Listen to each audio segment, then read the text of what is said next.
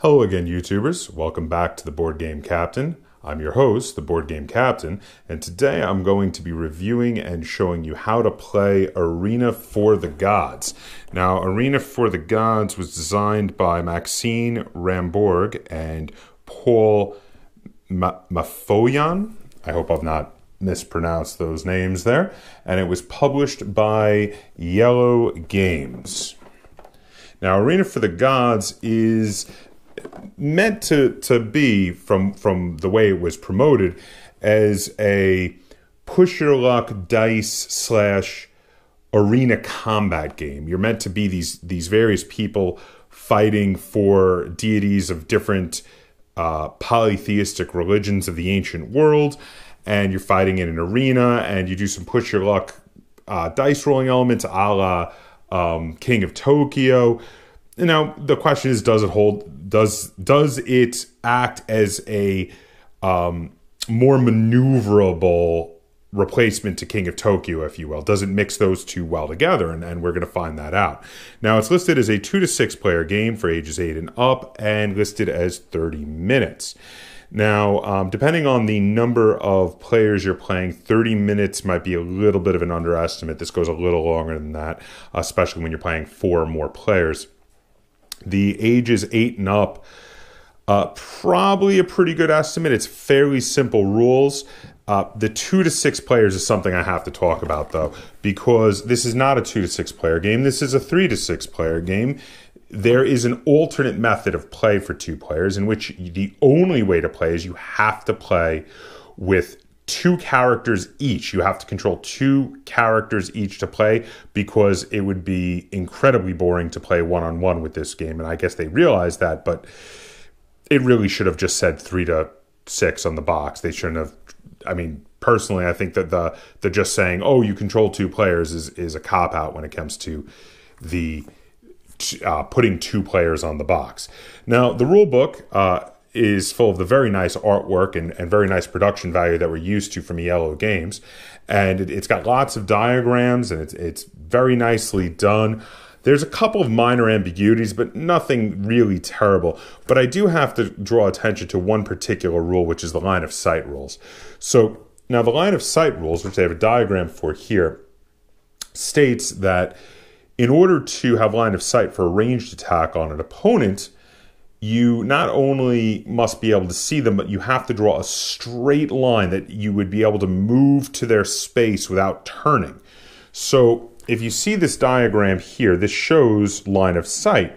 Now, if you can see this figure here, the figure that you're drawing line of sight from is this guy here, up in the middle of the board. But that figure down at the bottom is a straight line away from the opponent, but you cannot move directly towards him. There's nothing in between you and them, but you can't move directly to him without turning. So you don't have line of sight to him. So it's like I'm facing slightly this way, and I can see that person there, but apparently I can't see him because I can't move straight to him. It doesn't make any sense, and that is something that annoys me a bit. But I'll get more into that when I do the review of it. And then after all the rules, they've got a bunch of quote-unquote scenarios. There's no scenarios in this. What they call the scenarios are really just different setups for different ways to set up the board. So the next, I'm going to pull these out. I'll show them to you in a minute. The next thing I want to show you is the game board. Now, the game board is very attractive, again, as what you would expect from an Yellow game. Their production quality is always top-notch. Very nice game board, makes a very pretty arena. Looks like the Coliseum, if you will. And then we have, these are pillars that you place on the board. You fold them around and put a top on them. And these are really cool looking. I really like the look of these pieces here. Instead of using plastic miniatures, they used little cutouts for the different character pieces here that you put on little standees. You just plug these into standees, and they have a bunch of different ones, obviously meant to represent worshippers of various different polytheistic pantheons of the past. And I'm going to just run through them to show you all of the different ones. And then we have some dice. and some cards, and we have lots of these little life counter gems, little tokens here that mark that you roll less dice, and these ones here to mark if you have a shield in effect. These are the cards. Now the cards are generally like equipment. You've got riding animals, which are different mythical beasts from different old polytheistic religions. You have these items here that are armors, different armors, again from mythical armors from different mythologies. Weaponry. Here's some various weaponry. And the fourth one is talismans. Those are the four different types of items. And then we have little player screens, which you put in front of yourself. They have different pictures on the back for the different characters, if you will. And then we have the dice. I didn't actually get the dice out here. They're a little bit stuck in. Give me a moment. There we go. So the dice have shields and little animal paws for movement, swords for attack, this for special ranged powers, this symbol here of like a starburst. And that's basically it. You have a whole bunch of these dice. They're very similar in appearance to the King of Tokyo dice, if you will.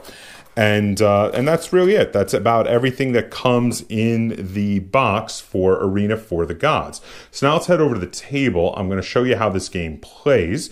And then when we're done, we're going to come back. I'm going to talk about how this game feels. I'm going to review it and rate it. And we're going to get a second opinion from Len. Okay, so here you can see a 3-player game set up for Arena for the Gods. Now this is one of the scenarios from the book. The line of pillars here cuts off this section of the board, so we're just going to be playing on this side. There's a fountain of life here, which has 5 possible life points. Every time someone moves on it, they will get one. Being forced to move on to a trap space or knocked into a pillar, knocked into the edge of the board can do a damage to you.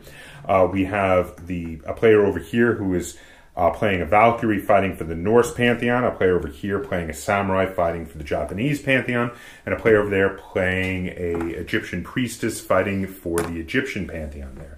Now the first part of the game is everyone gets 20 life that they hide behind their screen. They are these red life cubes here, and we're going to bid on the equipment. So we start with the weapons. We deal a number of equipment out based on the number of players. So 3 equipment comes out over here.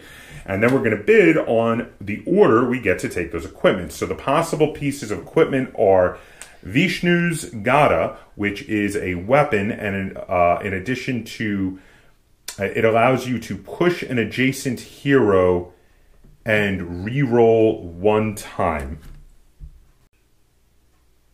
So what that means is it costs 1 sword to activate it, because let me show this to the camera there. It has a sword icon on it, and when you activate it, you can push an enemy hero, and you get to do a re-roll of other dice that you didn't use already to activate things. The next thing we have takes a shield to activate it. It is Hunapu's blowgun. It uses a shield to activate, and it deals -1 wound to a faraway hero and gives them a one of these tokens, which means that the next time they activate, that hero will not be able, will have to use 1 less die. And then we have Oni Hanzo's Shuriken, which takes 2 of the paw icons to activate, and it deals a wound to a faraway hero and then allows you to move 1 space. So now we're going to bid on if we want to go first or not. I'm going to also be bidding for the 3rd player here. You put how many life points you want to bid in your hand, and once we've all done that, we reveal them. So Lynn bid none, and me and the other player each bid 1 life point. Nobody was severely impressed by this amount, these weapons. Now, if you bid the most, you get to choose first. But there is a problem with the rules here, and I wanted to illustrate it, so I had each of us bid 1. First off, our life goes away for bidding that, and then we discuss, and we say, okay, which one do you want? And I say, well, I want Hanapu's blowgun. And maybe my opponent says, well, I want Hanapu's blowgun too. Now, if we can't agree on taking different ones, what actually happens is these three things get shuffled together randomly by a player that wasn't involved usually. Go ahead and give them a quick shuffle. And we each get a random one dealt to us. So we may not even get it. And in fact, we did not. I got Oni Hanzo's Shuriken, and the other player got Vishnu's Gada. And then Lynn, because she bid least, she gets the blowgun. She gets the one that was the more desired item. So then we move on to the mounts. Now we have Cerberus, we have Ankupara, and we have the Sphinx. Now Cerberus's ability is activated with a paw and a shield, and it allows you to move one space and push an adjacent hero, or push adjacent heroes. And then Ankupara allows you to move one space and do a reroll. And we have the Sphinx, which allows you to move move an adjacent hero 2 spaces. So at this point, we're all going to bid again.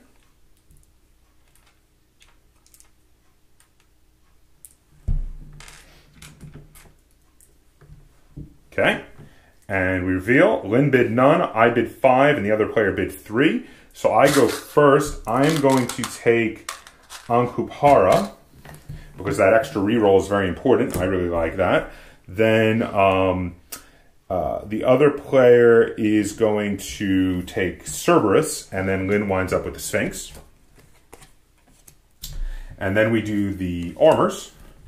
We have Tyr's armor, which is activated with a paw and a shield and says you can push adjacent heroes and then move a space. We have the Helm of Invisibility, which is activated with a shield and a magic symbol and says you can move yourself to any valid space, basically teleporting. And then we have Osiris's Bandages, which is activated with a shield and allows you to gain a shield, one of these shield tokens, which then says you can give one of these -1 die tokens to the active hero. Basically, when they attack you, you use the shield icon to do that. So attacking you becomes a bit of an issue there. So everyone's going to choose what they want to bid. Okay. I bid none, and Lynn and the other player each bid 1. The other player wants Osiris's Bandages. That's what I want. Oh, well, but they really, really want it. Are you sure you can't pick anything else? Are they the Egyptian player? No. Then I guess we have to shuffle them up and randomly select. So go ahead and do that. Well, actually, I should do it because I'm the one not involved. Okay, and let's see. They got it. And you got, what was that? Tyr's armor? Yes. And then I wind up with the Helm of Invisibility. Okay, and then finally we do the spells, which we have Seth's Fury, which is activated with a sword and a magic symbol, and it gives a -1 die to all other heroes. That's pretty amazing, actually. We have the Flood of the Nile, which is activated with a shield, and it allows you to push adjacent heroes. And then we have Brahma's Meditation, which is activated with a paw symbol and allows you to roll one of your dice that was canceled by a -1 die symbol, and then move one space. So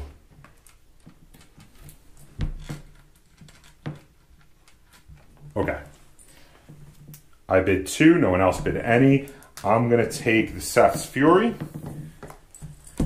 Now it's up to the 2 of you because you both didn't bid any. He would like Flood of the Nile. Well, that's what I want. Why is he wanting all my Egyptian stuff? Because that's how it happens. Well, you gotta okay. Shuffle it then. I'll tell you what. Pick one. Okay. Now once we have all chosen it, we get to play. We fight it out in turn order. Whoever won the spell phase, which was me, is going to be the first player, and you place somewhere on the board on the edge of the row, not adjacent to another player that's already in the board. So I'm going to play there. he's going to play there, and Lynn is going to play there. Then, in turn order, you start to roll your dice and do what you can do with your dice. In addition to what you can do by activating all of your items here, you can always do these basic things here. With 2 swords, you can attack someone who's adjacent. With 2 shields, you can push someone who's adjacent. With 2 paw symbols, you can move 2 spaces. And with 2 spell symbols, you can deal 1 damage to a hero of your choice that you don't even actually have to have line of sight to them. You just can deal 1 damage to anyone by casting that spell. So, I'm going to take my 7 dice, and I can roll them and get up to 1 re-roll of any number of the dice in order to try to use them to activate my things to do what I want to do. So I'm going to roll the dice, and I got 3 swords, 3 paws, and a shield. Well, the shield is really good for me because I can use the shield to activate Akupuara, so I'm going to keep that.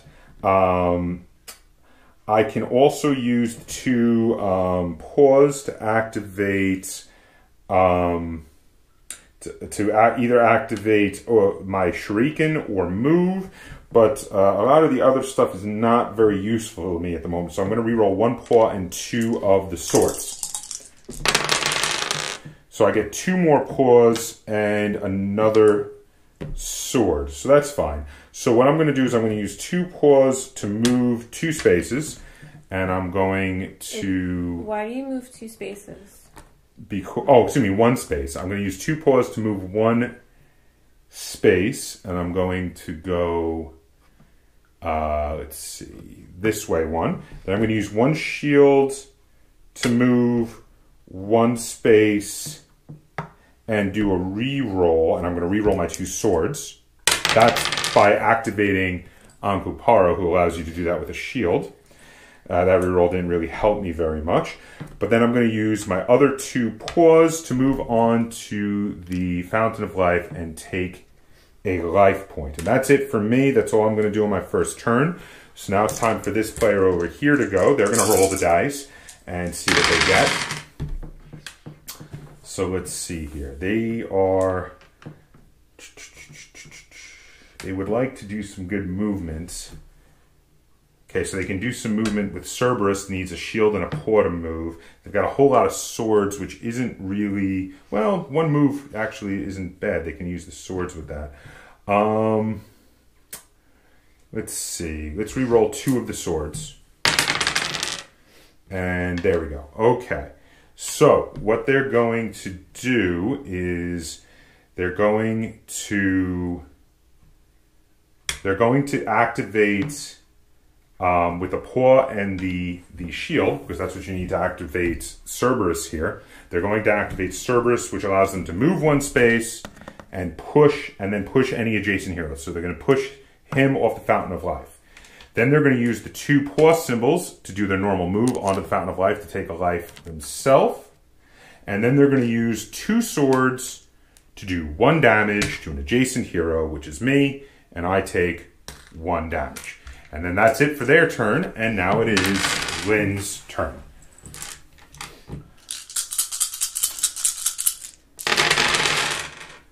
Wow, that's a lot of paw symbols. Do you need paws over there? You have some things that use paws, but...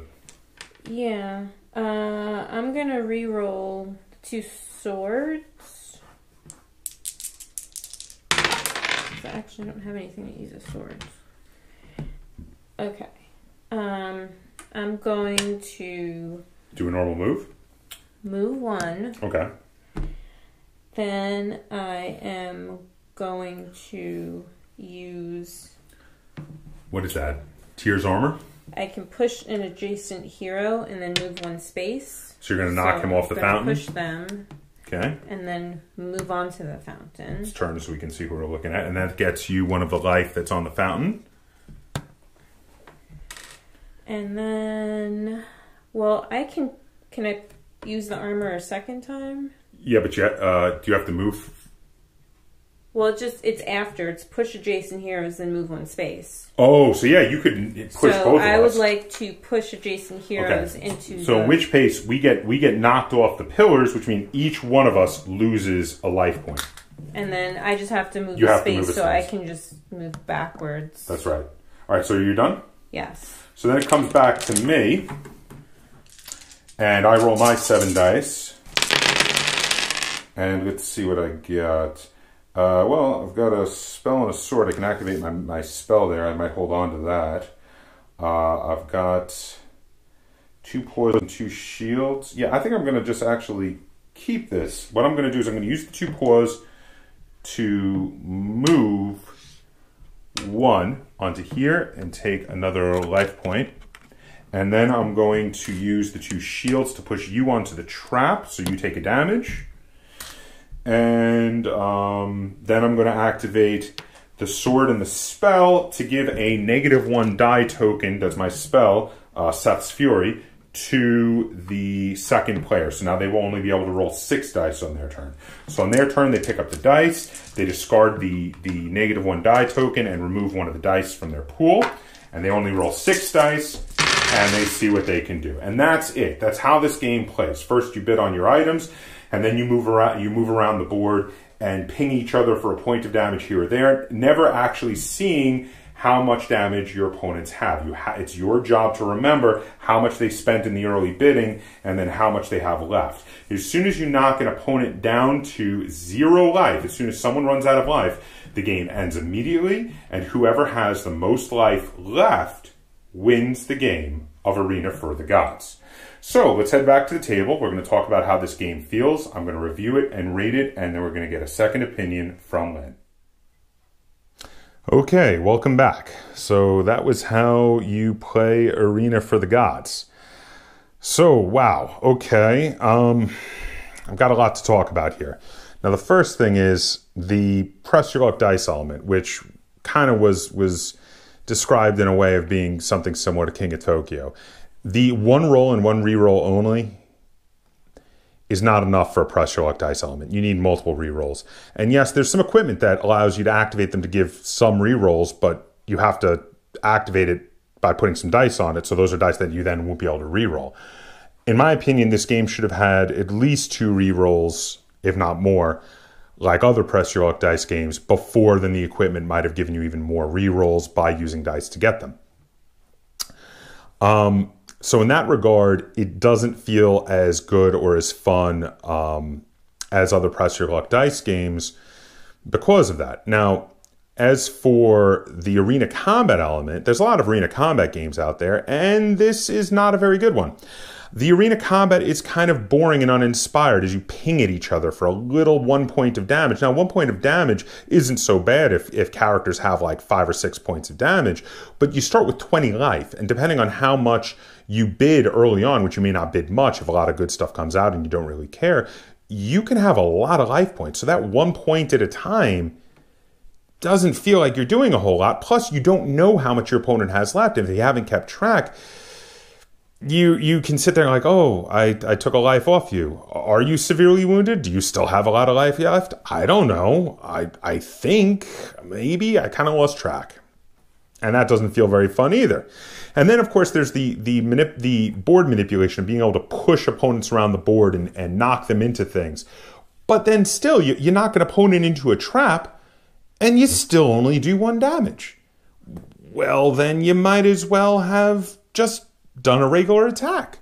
I mean, what's the point? It felt to me like knocking people into a trap, if not knocking them into the side of the board and pillars, knocking into a trap should have done more damage than a normal attack. Should have done at least 2 damage, but at 1 damage, again, it doesn't feel all that interesting. Doing the maneuvers to maneuver around an opponent and then knock them into a trap, I mean, why? I'll just reroll it and try to get more swords. Or more things that can activate one of my cards to do special attacks. It didn't seem all that interesting. For me, the most interesting part of the game was the bidding in the beginning, bidding for the equipment. That seemed kind of fun until cases happened where you bid the same as someone else and you couldn't agree on who got what. And then all of you had a random thing dealt to you, and sometimes it wasn't even the thing you were bidding for. And that's really not fun. Why did I bid this if I'm just going to get garbage thrown at me?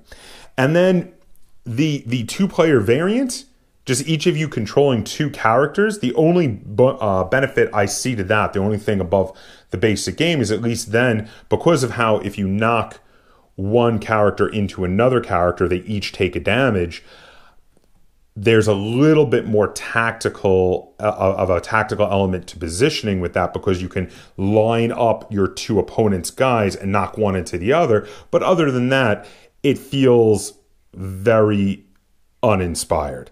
Now, the biggest rule problem with the rules that I had with this game was the line of sight rules.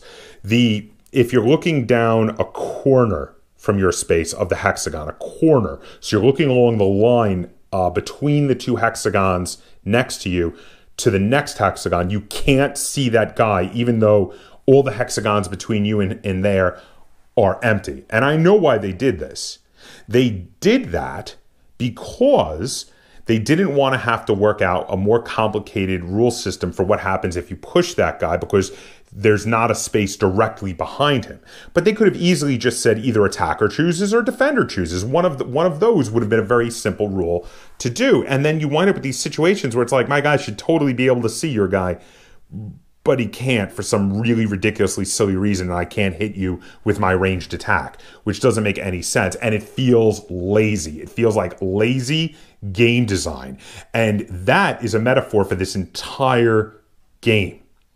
This entire game feels like lazy game design to me. Nothing feels exceptionally fun. Nothing feels exceptionally innovative or interesting.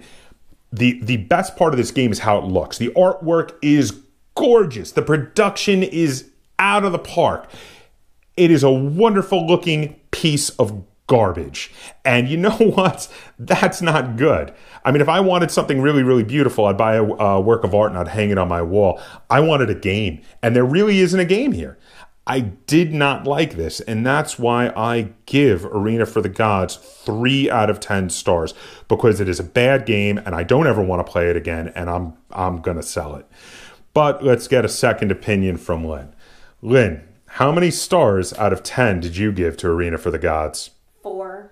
So you're not far off from where I am. 4 stars is also, you think it was lousy. You didn't hate it as much as I did, actually, when it came down to it, but you also thought it wasn't good. But maybe if someone twisted your arm, you could play it again. That's what a 4 is. So, okay.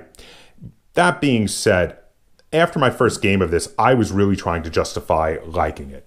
I loved the look of the game, and I was like, oh, but, you know, this was interesting or that was interesting. After a couple plays of this, though, I just realized, no, this is just not a very good game, and I cannot recommend it to anyone. In fact, I recommend staying away from this game.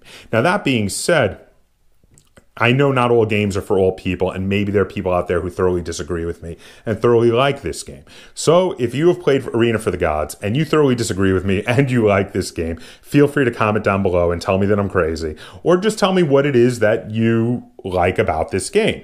But as for me, this is a hard pass. This is a 2 thumbs down review from us here at the Board Game Captain. Neither Lynn or I would recommend this game to anyone. So there you have it. If you have any comments, questions, or concerns, either on Arena for the Gods or on this video, feel free to put them in the comments down below. And if you enjoyed this video and you'd like to see us do more review and tutorial videos like this, be sure to give this video a like, share this video, and if you haven't already, please subscribe to the Board Game Captain. That's Captain spelt with a K on YouTube.